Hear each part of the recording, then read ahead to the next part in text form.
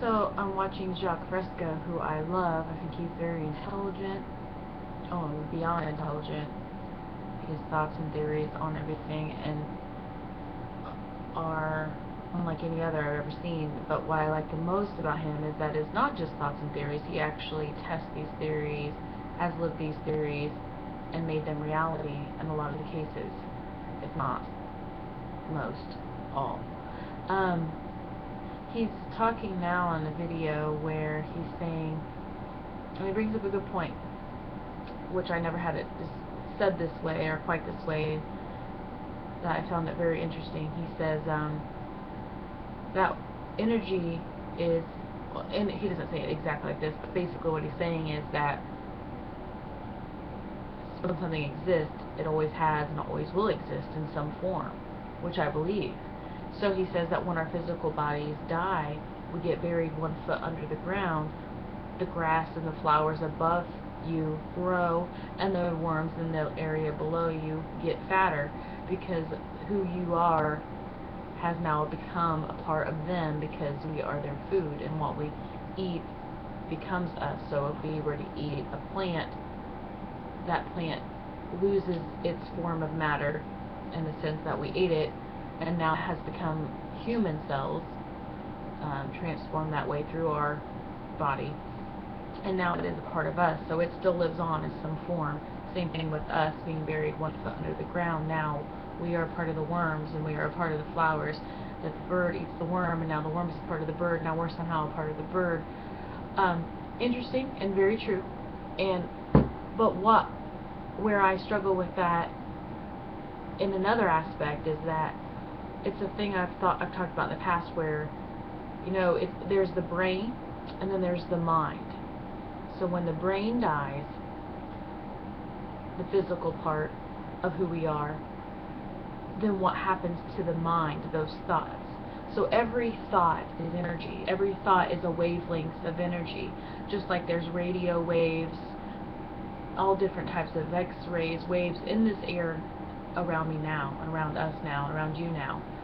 All of those are not detectable by our own human senses, but there are receivers that have been created that can receive those things and then transform those things into ways that we can sense them, or see them, or hear them, or smell them, or so like radio waves is a great example. Those radio waves are coming through the airways, hit the receiver, and then is then transformed inside of that receiver and then projected out through the speakers, where we can audibly then hear those waves that we cannot hear otherwise or see otherwise. So I'm saying all this because I feel like the brain is the receiver of the mind. The mind is that wavelength of thought, energy, personality, what makes us who we are.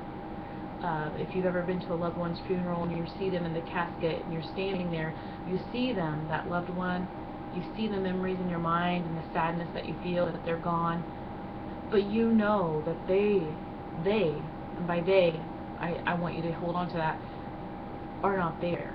Their physical body's there. That will go, that will go on and become a part of the earth in some way, shape, or form. But the they that you know and have known and have experienced and have grown from and have become a part of and connected to was not in this physical sense.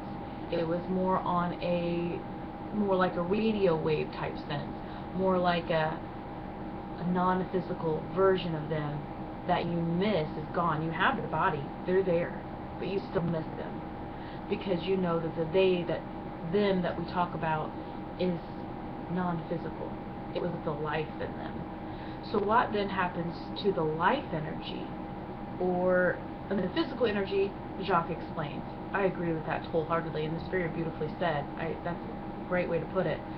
But then what happens so the brain then becomes a part of the worm and flower, but then what happens to the mind? Those thought wavelengths, that thought energy that made up that person. I believe that then becomes a part of the universal energy, the intelligent,